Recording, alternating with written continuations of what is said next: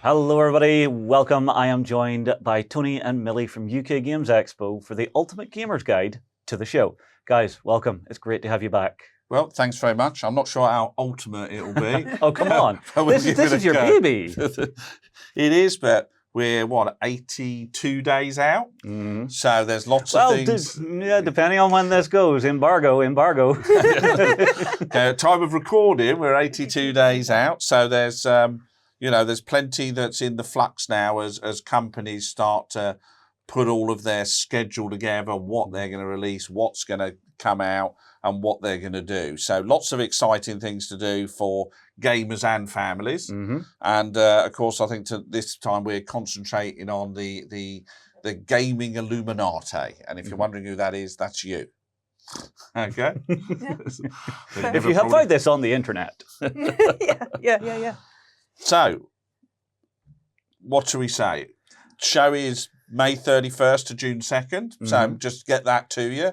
31st to June the 2nd. So you don't want to get that wrong and turn up the week after. Otherwise, you could be in all sorts of caravan show. Yep. Or make sure you're going to the NEC Birmingham so you don't end up down in London. Just at the Excel Centre. And there you could be randomly watching anything at all. Or get run over by marathon runners. So talking to Chocker, this year for gamers, we've got over 600 traders booked for the show, 621 as of today, which actually takes us over the number of traders and exhibitors that Gen Con has. So hang on, UK Games Expo is now officially bigger than Gen Con? If you measure it by traders. Okay. Square meterage in terms of the trade halls, they're about the same. I'm sensing an online war brewing with that one. No. It's not the Empire Strikes Back. We love the colony over there, and Peter Atkinson and Dave Hopley, who run Gen Con, are good friends. But we are slightly bigger. However, let's not count numbers because they have some very large numbers they could beat us with. Well, the show itself has such a breadth of different traders for folks because I have seen everything under the sun at this show. From board games to your card games to your role-playing games, all the standard fare, to really strange little eclectic ones. My favourite is still the edible meeples and dice. I go there every year. And we've got some different. The person who approves food and drink trade stands, which I'm sure you didn't realise there was actually a person who did that at the NEC. I thought you just sent out an all-access email going, "We need food. Turn up with food-like substance." No. There's all sorts of contracts involved, but the person who approves that has changed this year and has let a lot more food and drink in. Ooh. So for the gamers, isn't there, Millie? There's all sorts of, mead and edible dice and wait. actual edible pies. Mead. We have just lost a Jerry. I'm sorry, we have lost Jerry. I'm sorry, folks. You won't see him the entire show. I could see the live stream slowly degrading during the day. The degeneration of Jerry just into a mumbling ball of drunkenness. There'd just be a pile of gamers round the mead stand with the guy going, I'm out by Friday. Oh, yeah. I've been open for 2 hours. We're out of mead, and all that's left is a bit of strawberry cider. However, there are some games back there as well. Mm-hmm. So do have a route round. Again, lots of those smaller traders bringing their wares who've brought their game to that point where they've made it and they can sell it. It's been through play test. It's been through, the months and months of development that these people put into their games. Yeah. And it's always astounding to me because I'm bone lazy and couldn't be bothered to do anything like that. But they then produce these great games. And often some of that stuff is at the back of the halls. So, do make sure that you... Check the corners. Yeah, check the corners. Get in those places and find those absolute gems that, will be picked up by a distributor at some point. And then the designer will be getting a good 4 or 5% again. Yeah. All right. So, important thing for traders, halls 1 and 2, yeah? Yes. Okay. Hall 3, you say, is a little different this year. We were talking before we started. Yeah, there's some tweaks, aren't there? Do you want to go through those? So, Hall 3 is almost entirely tournaments, open gaming, and the bring and buy. There's no queuing in there because everything now has moved over into Hall 3A. So that's like, I think, over 3,000 open gaming seats between the NEC and the Hilton. Nice. So it's added nearly half a hall there, Yeah. which was ticketing last year. Now ticketing will be in 3A, and in addition to that, we've carefully positioned the bring and buy so that the queue now goes into 3A, and therefore that just gives more space in 3 for gamers and the sort of, you know, the tournaments, the open gaming, the board game library in 3. And then also the lightsabers. Yes, and the lightsabers, Lightsaber obviously, which training. we'll come to that later. Colour me intrigued. Yeah. And the other thing we've done with halls 1 and 2 is there was some substantial void space in halls 1 and 2 that we kept back last year for stillages and the general, what I call bum flufferys of setting the show up. Yeah. And we've vastly reduced that space. So it's put several hundred square meters back into hall 1 and 2, more trade space, more space for people to walk around. Yes. So overall, probably over half a hall, several thousand square meters of extra space this year. Nice. So more ways to never financially recover from this. Yes, or get lost and never come back out again. So what, you just go, where's Justin? He turned up in Germany 2 weeks later.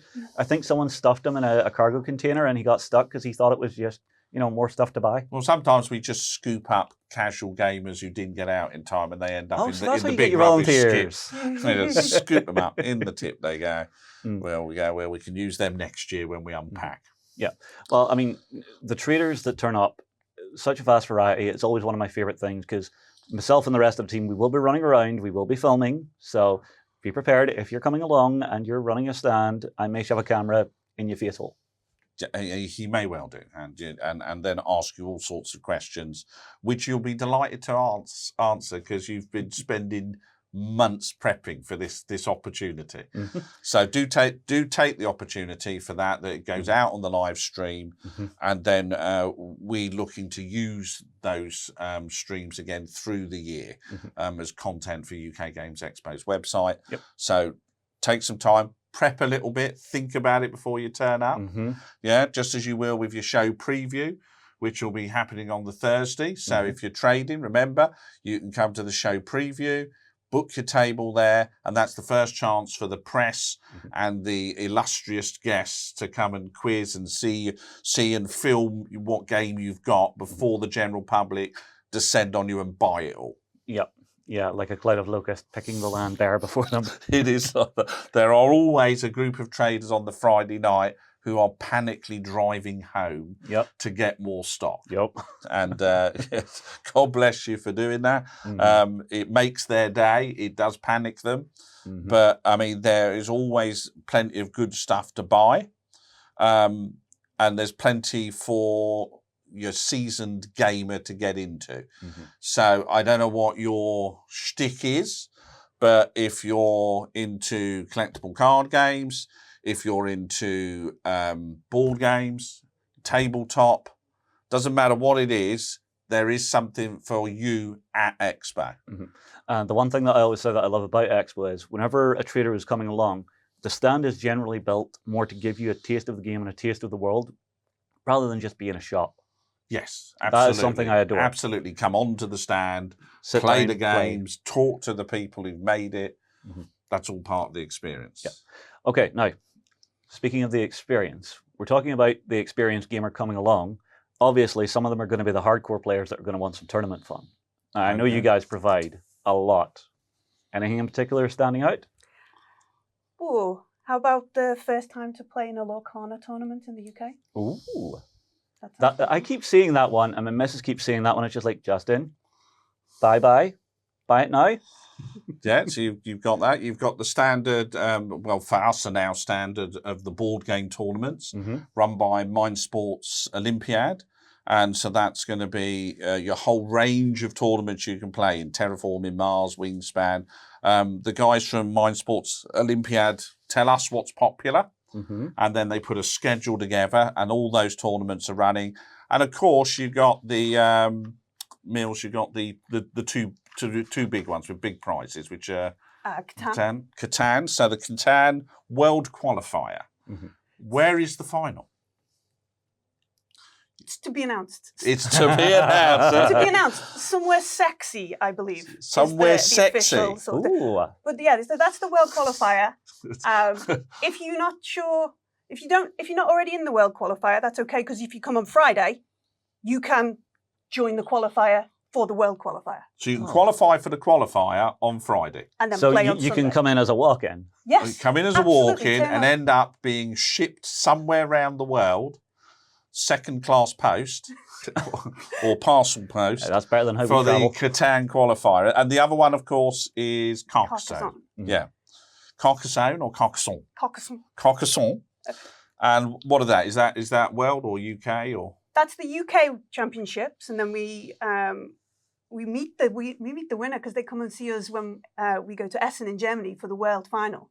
So Is that the person I hand a trophy and some money to? yes, absolutely. All right. Trophy So and at some money. point during Essen, You will see this man look very sad. somebody calls me out of the booth where we're having lots of meetings, hands me a trophy and a wodge of cash, which I think is their travel expenses Yes, or something. yeah, that's part of the prize. And then I smile at some random individual and give them their prize. and then they go off to compete for the UK in the Carcassonne. Didn't they World. win? Did they win last year or was it the year before?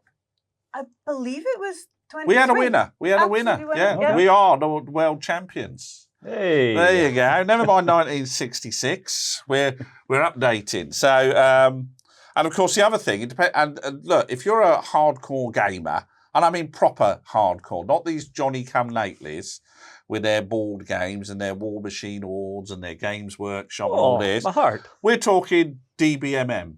We're talking Art de la Guerre. We're talking historical wargaming society. Dads, grandpas even, dust your figures off because they hold their national tournaments at UK Games Expo every year. And this is your chance to get out the old figures and show these youngsters how wargaming is done properly. You know, none of this just moving the figures around randomly. Yes, you can argue for hours over 2 millimeters. This is your opportunity to show the young whippersnappers how it's done. Okay. So Back in Dust my those- day, we gamed without rulers. So dust that stuff off. They are there, and this is your opportunity. As I say, the full range, Lacana, you know, Art de la Guerre, whatever you want to play, there's something available. Now, with all of that said, is there anything you've managed to finagle to just be an exclusive just for you guys on top of everything we've already said? Well, exclusive is always a strong term, but one of the things we're really looking forward to is Star Wars Unlimited. Ooh. So there's been demos of it, there's been semi-releases, but the whole thing hasn't been on display and available to play as of to date. So UK Games Expo is going to be one of the first places where you can not only play the whole game, demo the game, buy the game, but more than all of that, this will be the first chance for you to pitch up and bring your tournament deck to an official Ultimate Star Wars tournament. And so the guys at Asmodee are planning a tournament in Hall 3, and this will be your first chance to really pitch up and test your mettle. So how spicy are the decks going to be, I wonder? Well, it's going to be interesting, isn't it? Because it's early, so we'll still be waiting for the meta to come through, really, or how quickly does that produce? And, I mean, I've known some people, they will just go, got it. Yes, there are, but it'll be interesting to see how that plays out in a tournament setting. I played an early demo of Star Wars.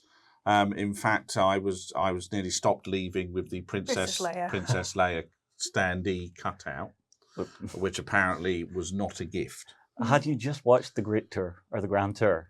No, but I just thought, you know, Princess Leia. she was giving me the eye. So, but apparently, as I left, permission moment. as I left, they did stop me and told me to put the standee back, which I was most disappointed with. But apparently, they needed it for other advertising opportunities. So, how long does this one run for? And is this like a pre-ticketed one, or is this one you can rock up on the day and sign up? So the exact tournament details can't tell you just right now. But when we can, it will be on the website, and it will be one that you'll need to buy tickets for in advance. There's every opportunity that there might be some left, but there's a lot of qualifiers in that statement. So as soon as they're on the website, I'd recommend you snapped up your ticket. Yeah, or get up at the crack of dawn and get there early. Yes, there is that. I mean, often with their tournament structures, they will do a structure where if you buy a ticket, it will be knockout. But if you get knocked out, there's usually then pod events that fire to give you value for your ticket, even if you're rubbish at the game. Or just unlucky. Well, obviously. no, I am just in general rubbish at card games. So yeah, Star Wars Unlimited, going to be, I think, a big thing there with Lacana and some of these other CCGs. But we're hoping that's going to be a real exclusive for everybody to play, try out, and battle each other to the death. Oh, perfect. Perfect. Now, on top of tournaments, because it's not just going buying things or going playing things, you also have some like live shows and stuff that you're doing as well. Yeah, there's entertainment every year. This year, it's been so popular, we have increased the size of the room we hold most of the live events in. That sounds like we've knocked a wall down and built an extension. I'm sure the Hilton are happy. I don't think that would work because there's a pool next to the room we were originally holding these events in. So, well, hang on. There's a couple of the shows I think would be great as a pool party. Yes, is the answer to that. Mills is now ticking through the list of health and safety concerns. yeah. Risk assessments loading. No, so we're not putting people in a pool. We've moved from the Pavilion Suite in the NEC over to the Sandringham Suite, which has added an extra 100 tickets on. And then we've also worked with some of the acts, things like Nightmare Live. Do you ever watch Nightmare? I actually got to go see it before it was actually released to the general public. A lot of fun. Wow, look at that. So you can come to the UK Games Expo. You can take part in Nightmare Live. It's been really popular in previous years. So this year we've put on 2 shows. So you've got twice as much of an opportunity to see it. And I'd say this about live shows. So some people have said to us, on Saturday, it's really busy in the halls. Okay, I'm just going to let you know, it's supposed to be. Yeah, that's how we don't go bust. Yeah, so Saturday lunchtime, if you go, now's the time to go around the trade halls. Yeah, well, you've been warned. Yeah, it will be busy. Because if it isn't busy Saturday lunchtime, Millie and I are going to get new jobs. Yeah, I like this one, though. That's why. That's why. They have a guy in World War I uniform at the front door screaming, "Over the top, lads!" blowing the whistle. Yes, it is that. So, be sensible. Book a live show. Yeah. Go and give yourself some space. Play an RPG. There you go. You get 4 hours sat somewhere with a seat, which is a bonus at any show, in my opinion. 4 hours with a seat, playing a game. And we've got, we'll cover them later. We've got massive RPGs going this year. Really great. Really happy with how that schedule's coming together. Go and sit on the grass and look at the Vikings. Yeah. Get a bit of fresh air for a little bit. Yeah, just bring a loaf of bread, just throw it out. They'll eat it, I promise. Or just go over to the Hilton. Where the food vans are. They do great food over there. It's edible. It's where we feed our volunteers. It's where we eat. Yeah, there'll be a bit of a queue, but these guys are good at getting through and you get good, fresh food and it's a decent price. But take that time. So plan into your schedule, all you gamers. Yeah. If you're not in a tournament, if you've not already booked a seat somewhere, then go and book a seat. Plan some time at Saturday lunchtime to let everybody else pile through the trade halls. Yeah. Because that will happen. I can't apologise for it because even if we book more space, then we have to put more people in it to pay for the space. And it's just the way it is. Oh, no, trust me. I know Saturday lunchtime, whenever we're out frantically filming, as we always do, you have to samba dance your way through, just twist and turn. Yes, I've opened the office door on a Saturday lunchtime, looked into the hall, and then shut the door again. Yeah, you went, nope.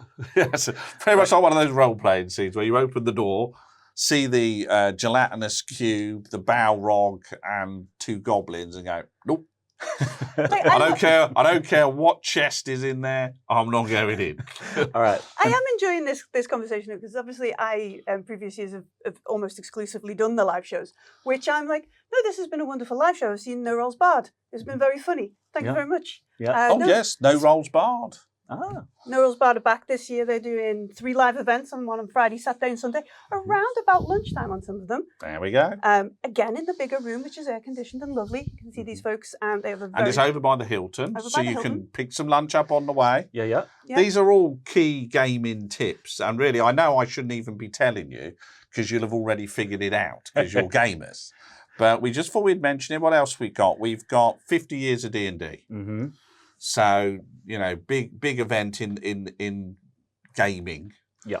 And what have we got for that? So it's very important to understand in the kind of realms of D&D, the how it arrived in the UK. So to tell us about that is literally the person who brought it to the UK. So Wasn't it in his suitcase? It was in his suit. Don't spoil the... Oh, sorry. That's a spoiler. And not in his suitcase, When you're hearing obviously. the story, just listen out for the very confused security guard. Yes. Yes, Ian Livingstone's going to be there, but he's not going to be doing it on his own. He's chatting with Luke Gygax. Mm-hmm. Son of Gary Gygax. Son of Gary. Yeah. Scion of the House of Gygax. Creator of Melf. Yes.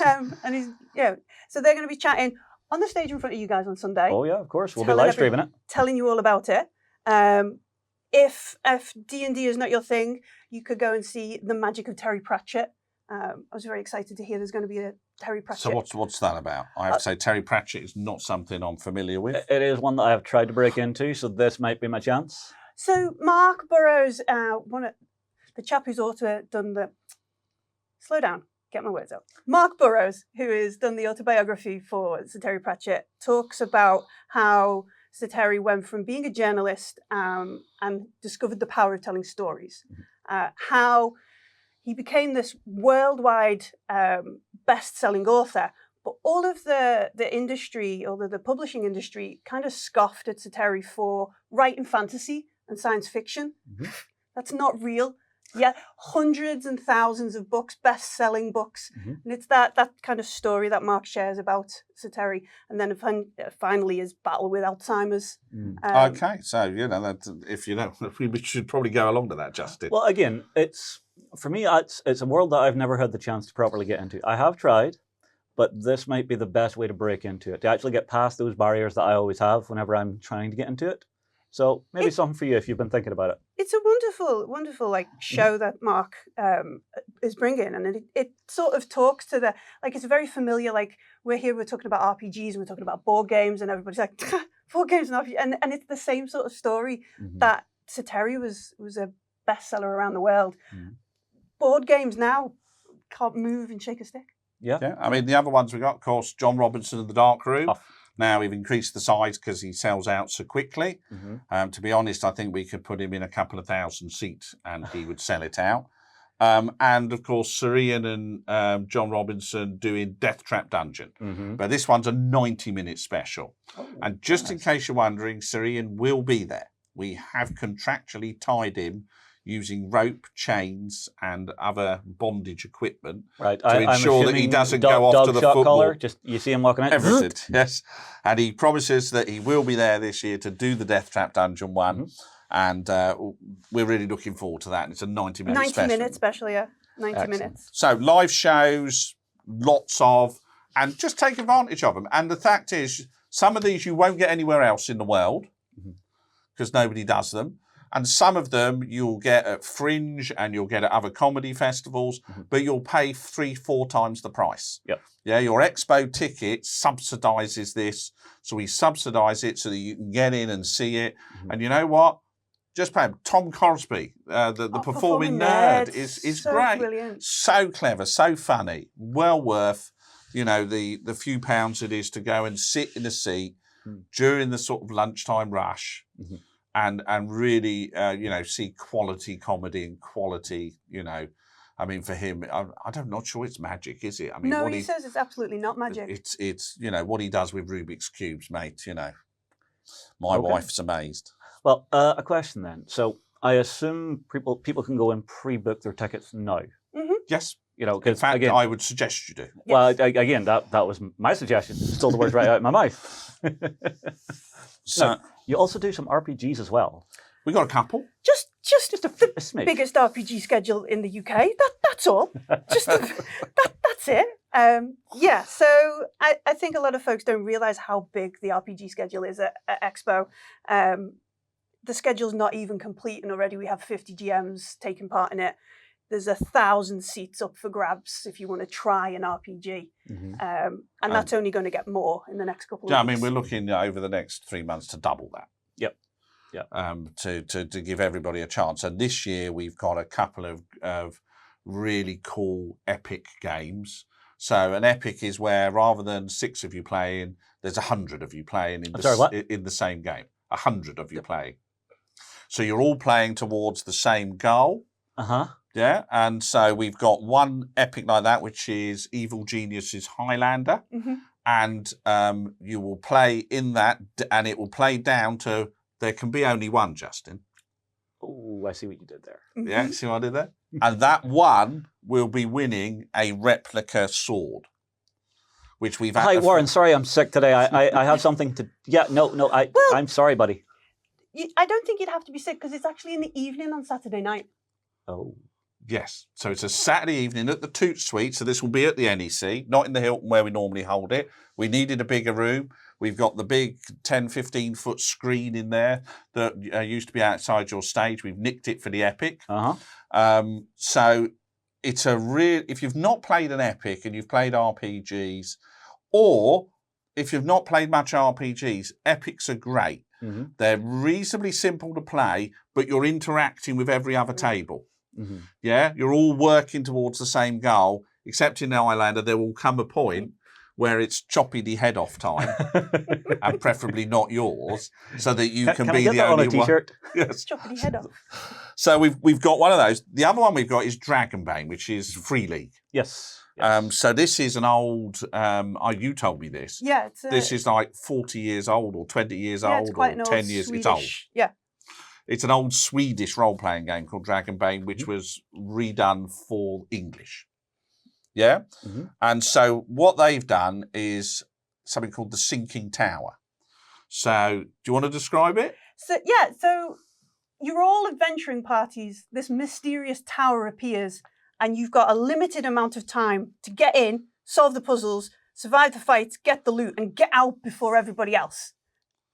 So you play as a team, and you're literally in there, and you are hack, kill, slash, puzzle solve, get up the next level, and you're fighting in the same. So I think they've got a big hourglass, 2 hourglass, which turns over, and you start, and you're collecting, and everything's worth points, etc. So you're trying to be the best team in the Sinking Tower, and there will be prizes and stuff, and goodies and things going on, surprises during the game, explosions. No explosions. Obviously, no explosions. Okay, yep. That risk assessment. Please, no explosions in I now see why you're here this time. But we're really excited about them because they're difficult to do. And we've been working with the companies, with Evil Genius and with Free League to make these works. We want to bring more of these things that you can't do at home onto the table. Yeah.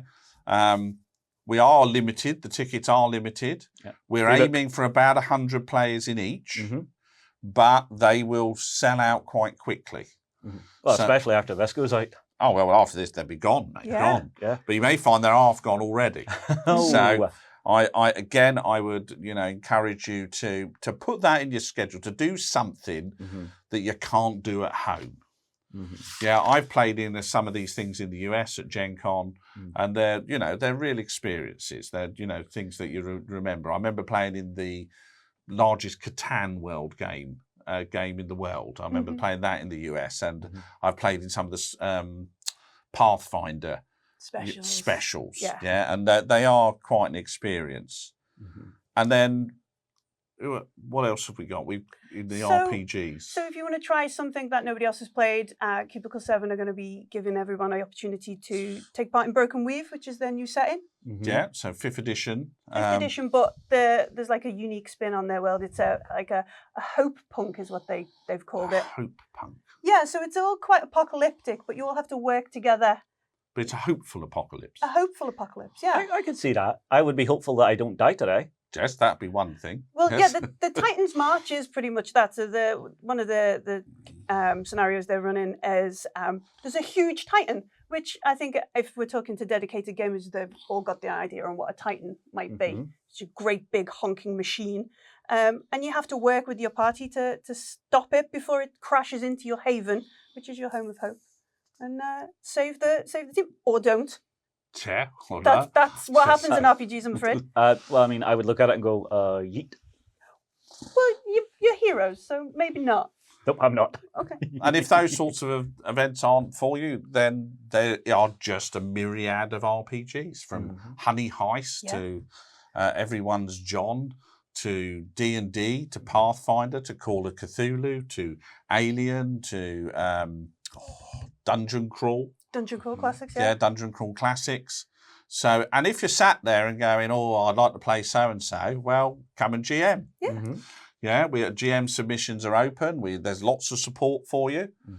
So we're really looking. I'll be holding a seminar at Aircon at the end of the month. Actually, no, it's next week, isn't it? Yeah, so Possibly. I will have held... Wibbly wobbly, timey-wimey things.